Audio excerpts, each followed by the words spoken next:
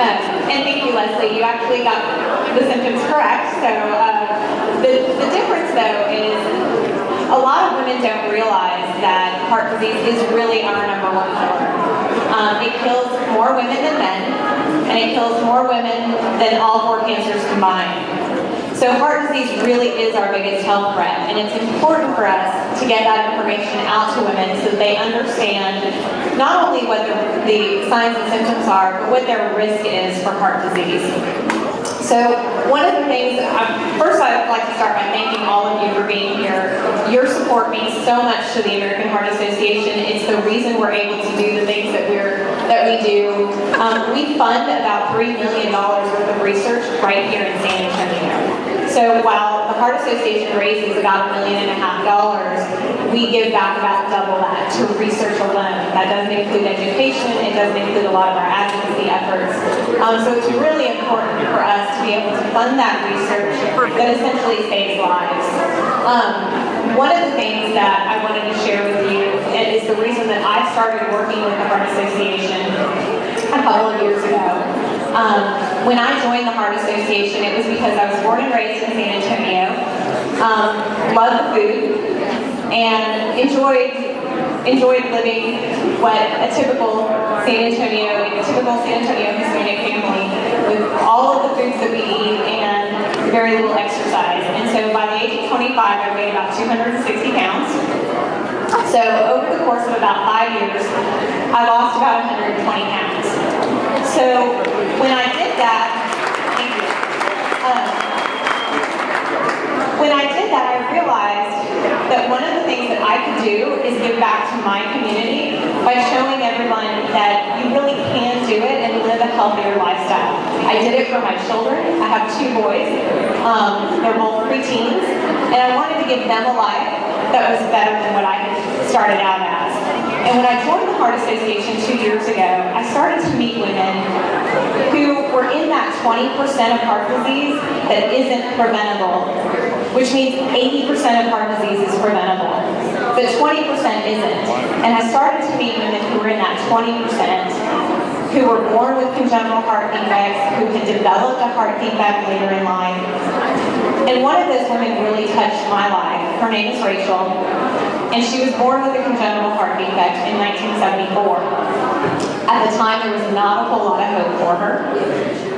Doctors essentially told her mom that she would probably die before she was 5. Well, when she reached her 5th birthday, the doctor said, well, without a lot of surgery, she probably wouldn't live to see 18. Well, because of research and because of advances in medicine, she saw her 18th birthday, and they told her, that's wonderful, but don't be prepared to have children, and don't be prepared to have a normal life. Well, she now has 2 children, and she is living as close to a normal life that she can, but she has restrictions. And when I met her, she wanted to give back and let people know that not only by supporting the Heart Association are you helping people like her live, but you're allowing her to have a family. And now she has these 2 beautiful children that she would not have had otherwise. And she calls them her miracle children. And what she told people was, don't be part of that 80%. She was part of that 20% that couldn't help it. But if you're part of that 80% and can make those small lifestyle changes to prevent heart disease, then do what you can. And it's small changes. The lifestyle risk factors for heart disease, we all heard them. You want to eat better, you want to exercise more, you want to lower your cholesterol, lower your blood pressure, don't smoke, lower your weight.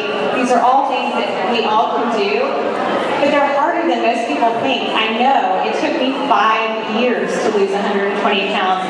Biggest Loser wasn't around then, otherwise I totally would have applied.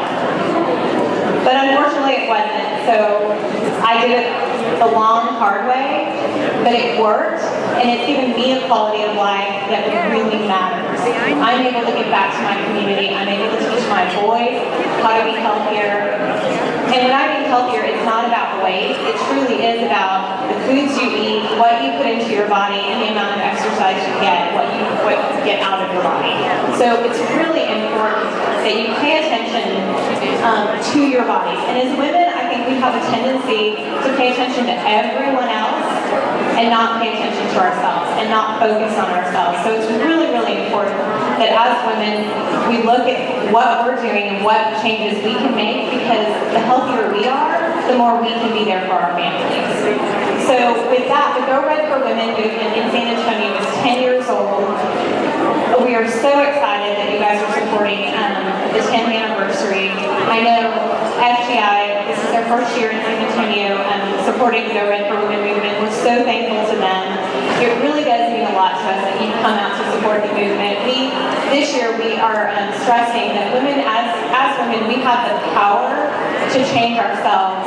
We have the passion to change our communities, and we have the heart to make a difference. So thank you so much for being here. We truly appreciate everything that you've done and that you're doing tonight. And I just want to congratulate all of the wonderful students on their fashion designs. They were beautiful, and I look forward to seeing some more great fashion tonight. So thank you so much for having me.